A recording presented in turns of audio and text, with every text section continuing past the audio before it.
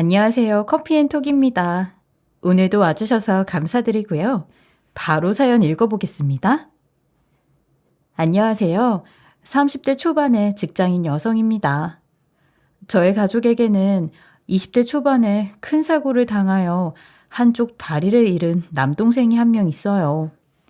순식간에 다리를 잃게 된 저희 동생은 더 이상은 남들처럼 평범한 일상을 꿈꿀 수 없다는 생각에 우울증을 앓기도 했어요. 그래도 사고가 발생하기 전부터 쾌활하고 긍정의 에너지가 넘쳤던 동생은 달라진 신체의 변화에 금방 적응을 하였고 자신의 달라진 삶을 인정한 후 수영선수 대신 새로운 일에 도전하겠다고 하더라고요. 처음에는 운동만 하던 애가 그 몸으로 뭘 할 수 있겠냐며 다들 걱정이 이만저만이 아니었는데 동생은 그토록 원하던 수영선수는 못하더라도 자신에게 딱 맞는 일을 찾게 되었고 그로 인해 가족들의 삶도 다시 이전의 상태로 되돌아갈 수 있었습니다. 마찬가지로 저도 동생의 상태가 나아지게 되면서 가족들이 웃는 얼굴을 되찾으니 회사 일에 집중을 할 수 있게 되고 새로운 사람들을 만나면서 이전의 삶을 되찾아갈 수 있게 되었으며 그러던 중 우연히 친구의 제안에 소개팅을 하러 나갔다가 지금의 남편을 만나게 되었어요. 그리고 2년간의 연애 후 결혼을 할 수 있게 되었어요. 아무래도 연애를 할 때는 저희 관계가 어떻게 발전될지 아무도 모르니 동생 이야기를 굳이 꺼내지는 않았지만 결혼 이야기가 나온 이후부터 저는 남편에게 동생이 당한 사고에 대해서 이야기를 해주었고 지금의 상태에 대해서도 설명을 해주었죠. 아무래도 이런 상황들이 남편에게는 익숙하지 않을 테니 저는 많이 놀라거나 싫어할 수도 있겠다 생각을 했었는데 제 이야기를 가만히 듣고 있던 남편은 놀란 기색 하나 없이 저에게 이렇게 이야기를 하더군요. 결혼 후에 내가 저남이랑 신혼집에서 같이 살 것도 아니고 그렇다고 나한테 큰 피해를 가져다 주는 것도 아닌데 그게 뭐가 그렇게 중요해. 그동안 너도 동생도 다른 가족들도 마음고생 많았겠네. 난 괜찮으니까 걱정하지 말고 우리 결혼해서 잘 살자. 충분히 불편할 수도 있는 부분을 이해해주는 남편이 너무 고마웠고 그 순간 저는 그동안의 일이 떠올라 눈물을 참을 수 없었어요. 그렇게 저희는 결혼을 약속했고 친정부모님께 소식을 전해드렸어요. 제가 뜬금없이 결혼을 하겠다고 하니 저희 친정부모님께서는 시댁에 인사를 가기 전부터 예나야, 요즘은 자주 보지 않는다고 해도 가족 한 명 아픈 걸로 흠이 잡힐 수 있다던데 혹시 나중에 시댁 측에서 네 동생 다리를 직접 보고는 문제 삼지는 않을까 엄마는 걱정이 이만저만이 아니다. 저도 혹시나 시댁 부모님께서 싫어하실까봐 그리고 안 그래도 상처 많은 동생이 이 문제로 또 다른 상처를 받게 될까봐 걱정이 많이 되었지만 저는 최대한 아무렇지 않은 척 이런 식으로 이야기를 했어요. 이미 승훈 씨한테 결혼 프로포즈까지 다 받았고 예준이 사고부터 다리까지 이야기 다 해줬어요. 승훈 씨는 당연히 이해해줬고 부모님께도 따로 말씀드려 놓는다고 했고요. 승훈 씨 반응 보니까 시댁 부모님께서도 동생 문제는 이해해 주실 거예요. 걱정 마세요. 그리고 내가 결혼해서 남편하고 시댁 식구들한테 잘하면 그만큼 예쁘게 봐주시겠죠. 라고 이야기를 들으니 옆에서 가만히 이야기를 듣고 계시던 아빠께서도 그럼 누구 딸인데 시댁에서도 우리 딸 분명히 예뻐하실 테니까 걱정하지 말자 우리. 그리고 이해해 주신 만큼 우리가 사위한테 더 잘해주면 돼. 라고 말씀하시면서 걱정이 가득한 엄마를 가만히 다독거려 주셨어요. 그래서인지 마음 약한 저희 엄마도 조금씩 걱정을 덜어내실 수 있었습니다. 며칠 뒤 저는 시댁에 처음으로 인사를 가게 되었고 처음으로 이 자리에서 시부모님과 신우를 만날 수 있었어요. 들어가기 전에 남편이 저희 동생에 대한 이야기는 미리 말씀드렸다고 했지만 그래도 저는 시댁 측에 직접 말씀드리는 것이 예의라고 생각해서 한 번 더 말씀을 드렸고 다행히 시부모님께서는 따로 싫은 티 내지 않으시고 덤덤하게 결혼 승낙을 해주셨습니다. 저희 부부는 맞벌이를 하고 있어서 출퇴근 문제 때문에 신혼집을 따로 얻어서 나와 살고 있지만 아무래도 시댁과 꽤 가까운 거리에 있다 보니 자주 방문해서 시댁 가족들과 많이 친해지려고 노력을 했었어요. 부모님께서도 결혼하고 나서 그냥 단순히 시댁에 가끔씩 얼굴만 빼꼼 내미는 것보다는 며느리로서 요리나 청소 같은 일은 나서서 하는 것이 점수를 얻는 것이라고 말씀을 해주셨기에 나름대로 가서 할 수 있는 일은 많이 도와드리려고 노력했습니다. 하지만 잘해보려고 했음에도 불구하고 시어머니께서는 제가 하는 일에 크게 눈길을 주지 않으셨고 마치 투명인간 대하듯이 행동을 하시더군요. 이때는 내 노력이 부족한가 싶어서 앞으로 시댁 식구들과 어떻게 친해져야 하는지 막막함이 앞섰어요. 그런데 어느 날 시어머니께서는 함께 저녁 준비를 하시다가 뜬금없이 저에게 이런 말씀을 건네셨어요. 자신이 제 동생의 다리 문제를 눈감아줬기 때문에 저희가 결혼을 할 수 있었다고 하시면서 저도 그만큼 자신에게 인정받기 위해서 할 수 있는 것들은 다 해야 한다는 식으로요. 예 며느라가 내가 웬만하면 이런 이야기 안 하려 했는데 내가 결혼식 때 살짝 살펴보니까 네 동생 생각했던 것보다 보기가 안 좋더라. 처음에는 혹시나 저희 동생이 시댁 가족들에게 잘못이나 실수라도 했나 싶어서 놀란 마음에 안절부절했어요. 네? 어머니, 혹시 결혼식에서 제 동생이 실수하거나 잘못한 게 있었나요? 아니, 그게 아니라 네가 우리 집에 처음으로 인사하러 왔을 때 동생에 대해 설명했을 때는 제대로 걸을 수도 있고 보기에 흉하지도 않다고 그렇게 얘기하지 않았니? 네, 저희 동생 평소에 의족 끼고 다녀서 걷기도 잘 걷고 겉으로는 거의 티가 나지 않는데 혹시 그게 문제가 되나요?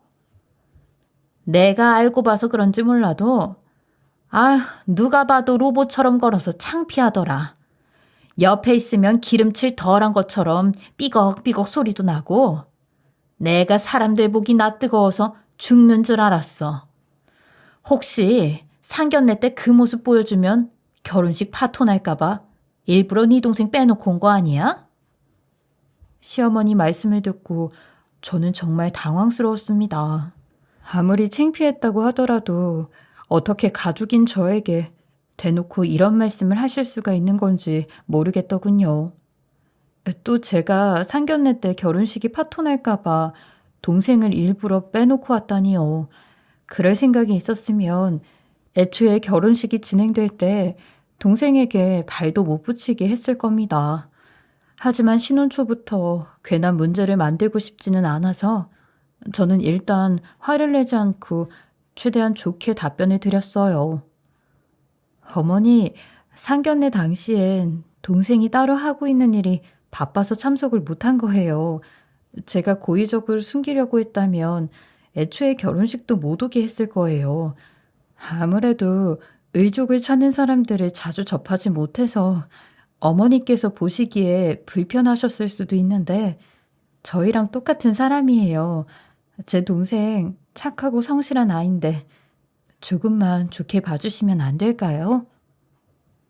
그래, 나도 너희 결혼시키자마자 이혼까지 시키고 싶지는 않다. 하지만 사람이 가는 게 있으면 오는 것도 있어야 하지 않겠니? 어머니, 그게 무슨 말씀이세요? 이혼이라니요. 결혼한 지 얼마나 됐다고 이혼 이야기가 왜 나오나요? 마음 같아서는 네 동생 다리 꼴도 보기 싫어서 식장에서 파혼까지 생각하고 있었다. 그런데 이미 결혼식 들어가는 애들을 붙잡을 수도 없고 꾹 참고 결혼시켰어. 내가 그렇게까지 참았기 때문에 너희들 지금 신혼생활 알콩달콩 즐기면서 살 수 있다고 생각하고 그러니까 너도 네 동생 문제 눈 감아주는 조건으로 맞벌이 하면서 여유 있을 테니까 네 남편 몰래 매달 200만 원씩 용돈 가져와라. 네? 어머니 아무리 그래도 매달 200만 원은 너무 많은 금액이에요. 저희가 맞벌이 부부로 살고 있긴 하지만 그렇다고 매달 몇백만 원씩 드릴 정도로 여유가 있지는 않습니다. 승훈이한테 들어보니 너 좋은 직장 다니고 있다면서. 설마 회사에서 그 정도 위치가 안 되는 거냐? 시부모님께 주기적으로 용돈은 챙겨드려야겠다고 생각은 하고 있었지만 이렇게 시어머니께서 대놓고 남편 몰래 200만 원이라는 큰 돈을 매달 갖고 오라고 하시니 부담스럽고 무엇보다 이건 말이 안 되는 일이라 생각했어요. 결혼한 지 얼마 되지 않아 바로 이렇게 시어머니와 문제를 일으키고 싶지는 않았지만 돈 문제는 확실히 하는 것이 좋을 것 같다는 생각에 있는 그대로 말씀을 드렸죠. 어머니, 아무리 좋은 직장을 다니고 있더라도 제가 고위직 직원은 아니라서요. 남편 생활비까지 합쳐서 드려도 매달 200만 원 용돈은 너무 많아요. 죄송하지만 그렇게는 안 될 것 같습니다. 당연히 이렇게 말씀드리면 시어머니의 불효령이 떨어지게 될 것이라고 생각했어요. 하지만 예상외로 시어머니께서 그날은 한마디 던지고 나서 더 이상 이야기를 이어가지는 않으시더군요. 아휴, 며느리를 제대로 따져보고 드렸어야 하는데 하자가 너무 많아. 시어머니 용돈 200만 원 주는 게 뭐 그렇게 힘든 일이라고 그 난리야. 시어머니께서는 저를 하자라고 표현하신 것이 기분이 나빴지만 그래도 이렇게 일단락 되었으니 앞으로는 이 문제로 같은 이야기를 꺼내지 않으실 것이라고 생각하고 그냥 모른 척 지나갔습니다. 하지만 시어머니께서는 용돈 사건이 지난 이후부터 시누이와 합세해서 남편과 시아버지가 보지 않을 때마다 은근히 구박하고 시집살이를 시키더군요. 예를 들면 갑자기 김치가 떨어져 담궈야 하니 주말에 와서 혼자 김장을 하라고 시키신다거나 집에 시누이 친구들을 불러놓고 손이 많이 가는 음식들을 해내라고 주문하는 이런 일이 거의 매주 일어났어요. 이뿐만이 아니라 시어머니와 시누는 심심하면 제 동생 예준이를 걸고 넘어졌어요. 한 번은 저희 부부 신혼집에 남편 생일을 맞아서 동생이 잠시 선물만 건네주고 가겠다면서 들렀던 적이 있었어요. 당시 저희 집에는 시누이와 시부모님께서 남편 생일을 축하하기 위해서 와 계셨던 상황이었고요. 마침 다 함께 식사를 하고 있던 도중에 동생이 방문하게 되었고 저와 남편은 신혼집에 온 김에 맛있는 게 많으니 같이 밥이나 먹고 가라면서 동생에게 이야기를 하고 있었어요. 동생은 시댁가족이 와 있으니 그냥 가는 게 예의라고 하고 있고 저희 남편은 축하하러 왔는데 그냥 보내면 섭섭하다고 실랑이를 하고 있던 도중에 저희 동생의 바지가 살짝 올라가게 되면서 의족이 겉으로 드러났나 보더군요. 그 와중에 눈치 없이 신우가 그걸 보고선 저게 뭐야? 징그러워. 꼴 보기 싫어. 당연히 그 말에 저와 남편은 당황했고 저희 동생은 안절부절 못했으며 상황을 지켜보시던 시아버지께서는 다행히 신우의 행동을 보시고는 노발대발하며 막 혼을 내더라고요. 승연이 너 대체 누구한테 배워먹은 말버릇이야? 어디 사돈에게 그렇게 예의 없이 말해. 당장 사과드려라. 신우이는 시아버지의 눈치를 보며 사과를 하는 둥 마는 둥 했고 시아버지께서는 내가 딸을 잘못 키워도 한참 잘못 키웠네. 미안해요, 사돈. 내가 대신 사과할게요. 아휴. 이렇게 이야기하시고는 한숨을 크게 내쉬더니 밖으로 바람을 쐬러 나가셨어요. 남편도 시아버지 기분을 풀어드려야겠다고 생각했는지 곧바로 뒤쫓아 나갔고요. 시어머니께서는 그렇게 끔찍히 아끼는 신우가 혼나는 모습에 많이 화가 나셨는지 시아버지가 없는 틈에 저를 보면서 이렇게 이야기를 하셨어요. 내가 저번에 알아먹을 만큼 이야기하지 않았니? 분명히 네 동생 창피하다고 했을 텐데. 삐걱거리는 의족 꼴도 보기 싫으니까 저리 치워라. 그리고 네 동생이 가지고 온 선물도 뭐가 묻어있을 줄 알고 집 안으로 들여. 그냥 가져다 버려. 시어머니 이야기를 옆에서 듣던 동생은 크게 상처를 받았는지 얼굴이 빨개져서 도망치듯 집으로 가버렸고, 저는 결국 참지 못해 시어머니께 한바탕 난리를 쳤어요. 어머니, 아무리 그래도 말씀이 너무 지나치신 거 아니에요? 저희 동생이 대체 무슨 잘못을 했다고 이렇게까지 이야기를 하세요? 내가 뭐 못할 말이라도 했냐? 네 동생 때문에 우리 승연이 혼난 거 안 보여? 안 그래도 아빠 무서워 벌벌 떠는 앤데. 혼날 짓을 했으면 당연히 혼나야죠. 잘못은 신우가 했는데 사과는 한둥 만둥 하고 있고 오히려 제가 더 기분이 나쁘네요. 그리고 저희 동생은 어머니 아들 생일 축하하러 온 사람이에요. 근데 그렇게까지 상처를 주셔야겠어요? 시집 올 때 네 친정에서 그렇게 가르쳐서 보냈냐? 네 엄마는 어떻게 제대로 가르친 게 없다니? 꼴도 보기 싫으니까 당장 이 집에서 나가. 정말 어이가 없었습니다. 제 동생은 무슨 잘못을 했다고 이런 험한 이야기를 들어야 하는지, 그리고 시어머니는 대체 왜 저렇게 친정가족을 못 잡아먹어 안달인지 이해가 되지 않았어요. 그 와중에 거실을 보니 신우는 이런 문제를 만들어 놓고 소파에 누워서 천하태평하게 TV를 보고 있더군요. 그 모습을 보니 화딱지가 나서 도저히 참을 수가 없어 시어머니가 있는 곳이 내 집인데 대체 왜 내가 나가냐고, 나가고 싶으면 지금이라도 안 늦었으니 가시라고 한마디 더 하려고 하는데, 그 순간 남편과 시아버지가 집으로 돌아오셨고 저에게 이렇게 한마디 하시곤 시간이 늦었으니 오늘은 이만 시댁으로 돌아가시겠다고 하셨어요. 며느라가, 내가 오늘 일 정말 미안하다. 앞으로는 같은 일 벌어지지 않도록 승연이 교육은 내가 따로 시켜놓으마. 그리고 내가 사돈 어른께는 따로 연락을 드려놓을 테니 걱정하지 말아라. 오늘은 늦었으니 네 시엠이랑 쉬누이 데리고 먼저 가보마. 이로써 시어머니와의 2차 전쟁은 시아버지의 사과로 끝이 날 수 있었어요. 남편도 처남 일은 본인도 너무 미안하다고 아버지가 발벗고 나섰으니 걱정 말라고 사과를 해주었고, 저 또한 이제 이런 큰일은 벌어지지 않겠지 싶었어요. 그런데 며칠 뒤 시어머니가 뜬금없이 저희 신혼집에 찾아오셔서 서류 한 장을 내밀더니 저한테 양자택일 하라고 하시더라고요. 이건 또 무슨 난리인가 싶었는데 시어머니 이야기를 듣고 나서 기가 차서 말이 안 나오더군요.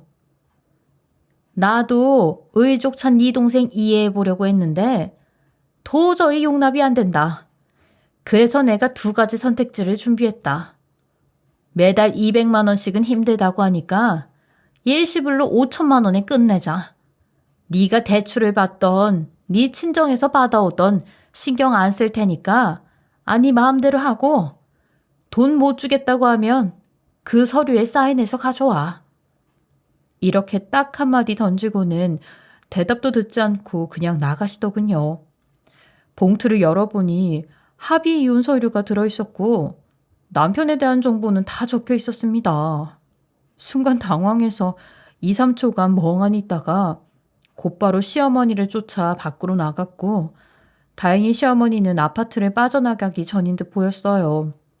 그래서 급하게 시어머니를 뒤쫓아갔는데 아파트 입구에서 어떤 남자가 시어머니를 기다리고 있더군요.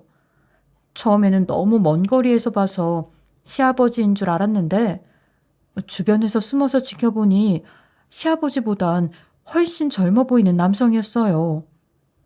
저 사람은 대체 누구지라는 생각으로 상황을 보고 있었는데 시어머니는 그 남성분을 보자마자 뜬금없이 이렇게 이야기하시더라고요. 그래서 당신 친구한테 빌린 5천만 원은 언제까지 줘야 하는데, 일단 며느리 로봇 딸이 동생 핑계대고 이혼할지 5천만 원 내놓을지 선택하라고 하기는 했는데 액수가 너무 커서 해줄지 모르겠다. 꼭 받아내야 돼. 이달 말까지 가져다 주지 않으면 고소한다고 했단 말이야.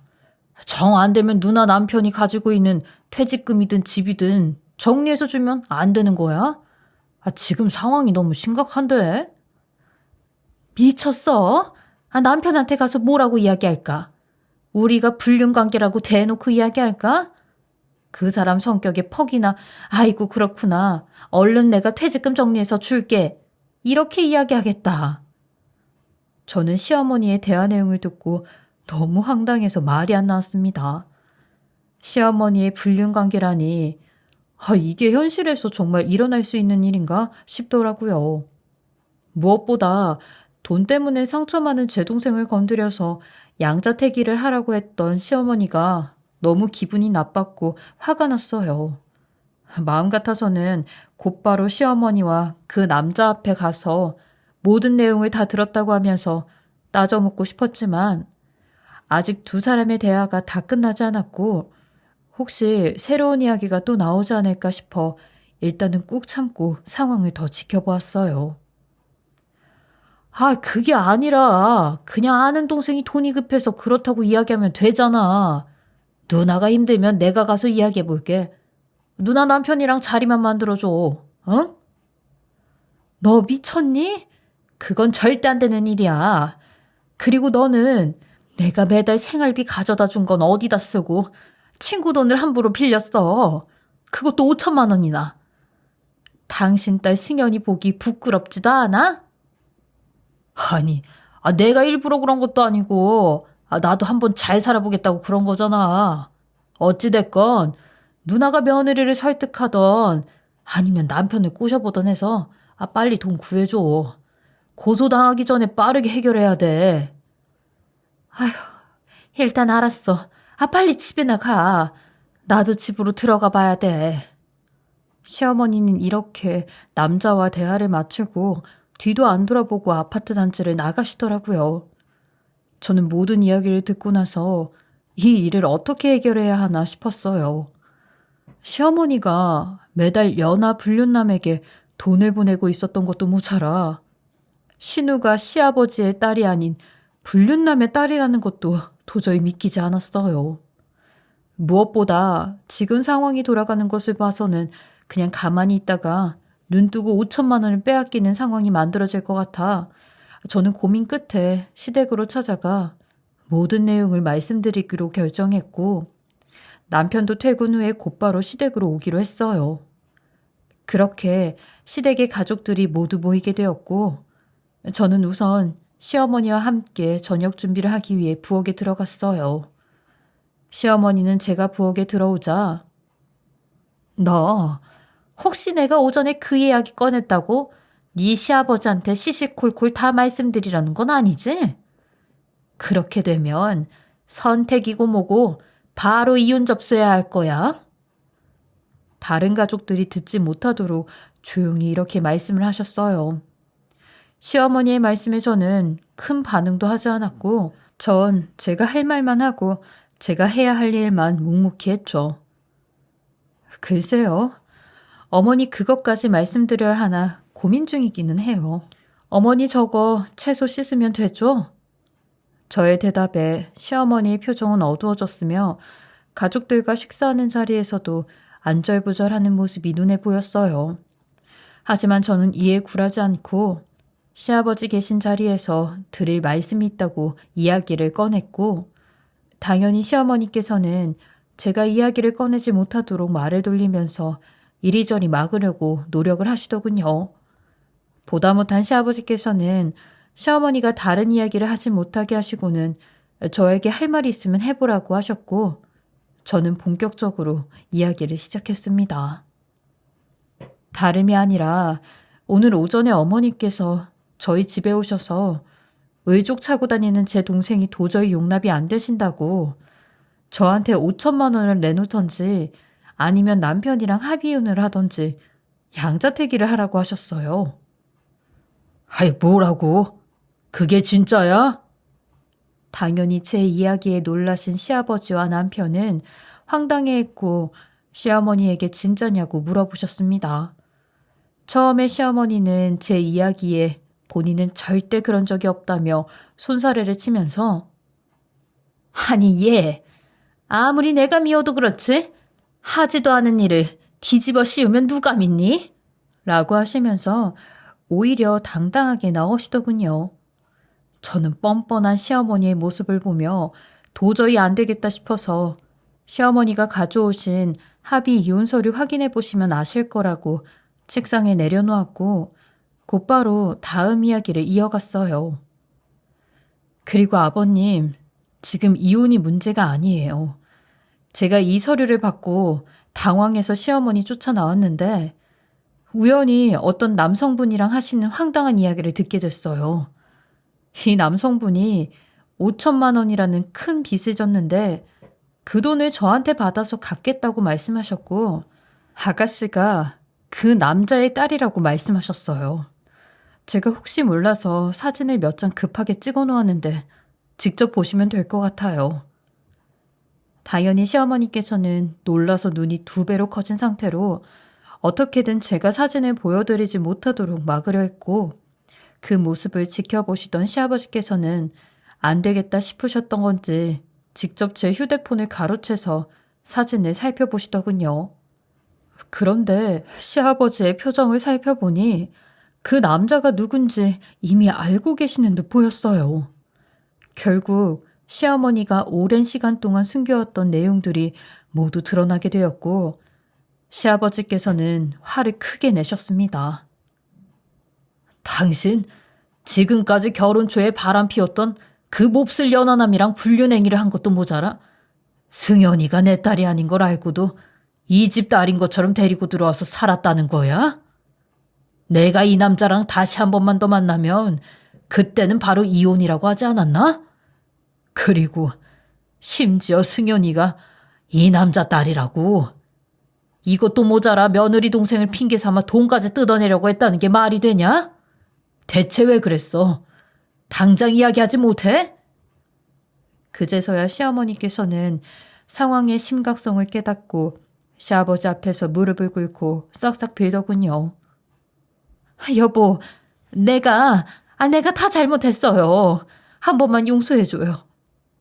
승연이 가졌을 때 이 사람은 돈도 집도 없는 상태였고 승연이는 이미 생겨버렸고 애를 살리기 위해서는 어쩔 수 없는 선택이었어요.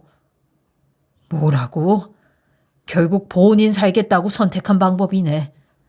당신 이기적이라고 생각 안 해? 그리고 그 남자 빚을 갚아주겠다고 며느리 동생 핑계대서 돈 뜯어내는 게 정상이야? 그것도 5천만 원이라는 큰 돈을. 내가 잘못했어요. 나 앞으로 가족들 앞에서 쥐 죽은 듯이 식모처럼 살 테니까 나 한 번만 용서해줘요, 여보. 시끄러워. 여보라는 소리도 당장 집어치워. 나 당신 절대 용서 못하니까 당장 네 딸 데리고 이 집에서 나가. 그리고 이혼 서류 보낼 테니까 도장 찍어보내. 알았어? 시아버지께서는 시어머니의 믿을 수 없는 행동에 이혼을 선언하셨고 결국 용서받지 못한 시어머니는 시누를 데리고 집을 나가게 되었어요. 당연히 며칠간 시어머니는 용서를 받기 위해 시댁으로 찾아오거나 끊임없이 전화도 하셨고 심지어 시아버지 회사 퇴직금에는 본인 몫도 있다며 반을 떼어서 내놓으라고 억지까지 부리시기도 하셨어요. 하지만 끝까지 시아버지께서는 무시하고 거절하셨다고 했어요. 그리고 이 일이 지나간 이후 시아버지께서는 그동안의 사건들로 저에게 많이 미안하셨는지 갑자기 시댁으로 부르시더니 통장 하나를 주시면서 이렇게 이야기하시더라고요. 며느라가 그동안 시어머니 밑에서 고생 많이 했다. 내가 시아버지로서 막아주고 해결해 줬어야 했는데 동생에게 상처 준 것도 그렇고 시어머니 일로 너한테 또 다른 상처를 준 것 같아 미안하구나. 이거 많지는 않지만 안 쓰고 가지고 있던 퇴직금이다. 아버님, 이걸 왜 저한테 주세요? 오랫동안 고생해서 받으신 소중한 퇴직금인데 아버님이 쓰셔야죠. 어차피 내가 가지고 있어봐야 쓸 곳도 없고 네 시어머니가 이 돈의 존재를 알고 있으니 분명히 어떻게든 뺏으려고 할 거다. 그러니 너희 부부가 가지고 있다가 꼭 필요한 곳에 쓰거라. 처음에는 어떻게든 거절해보려고 했지만 시아버지께서 안 받으면 앞으로 저희 부부도 보지 않겠다고 으름장을 놓으시는 바람에 결국 감사히 받기로 했어요. 통장을 열어보니 퇴직금 액수가 꽤 많았고 앞으로 이 돈을 어떻게 사용할지 남편과 상의하며 행복한 고민에 빠져 있었습니다. 그런데 제가 시아버지께 돈을 받은 걸 어떻게 알게 되었는지 시어머니께서는 제가 일하고 있는 직장까지 쫓아오셔서 다짜고짜 퇴직금을 내놓으라고 하시더군요. 알고 보니 지난번에 저에게 이야기하신 5천만 원을 구하지 못해 불륜 상대에게 고소가 들어오게 되었고 발등에 불이 떨어져 저에게 급하게 쫓아오신 것이었습니다. 하지만 저는 이 돈은 못 드린다면서 끝까지 거절했더니 시어머니께서는 결국 제 앞에 무릎을 꿇고 며느라가 내가 그동안 잘못했다. 아무리 그래도 네 친정 가족까지는 건들지 말았어야 했는데 그래도 내가 지금 사정이 급박하니까 네 시아버지 퇴직금에서 더도 말고 덜도 말고 딱 5천만 원만 떼서 주면 안 될까? 이런 마음에도 없는 소리를 하며 애걸복걸 하시더군요. 저는 이 모습을 보며 그동안 당했던 것이 있으니 속이 시원하기도 했지만 한편으로는 이렇게까지 망가진 시어머니가 안쓰럽기도 했던 것 같아요. 그렇지만 제가 함부로 할 수 없는 돈이기에 드릴 수가 없다고 말씀드리고 그냥 뒤돌아 들어왔습니다. 결국 시어머니와 불륜 관계에 있었던 분은 어디서도 돈을 구하지 못해 법적인 처벌을 받게 되었고 순식간에 집도 가족도 잃은 신우는 아르바이트를 하루에 3개씩 하면서 살고 있다고 하더군요. 그리고 시어머니는 최근에 건물 청소부로 일을 시작했다고 하고요. 옛 어른들이 사람 인생은 모른다고 하더니 순식간에 갑에서 을의 입장으로 바뀐 시어머니 소식을 들으니 앞으로 저는 이렇게 비양심적으로 살면 안 되겠다 다시 한번 다짐했던 것 같아요. 시어머니도 지금쯤 자신의 행동을 반성하며 살고 있겠죠.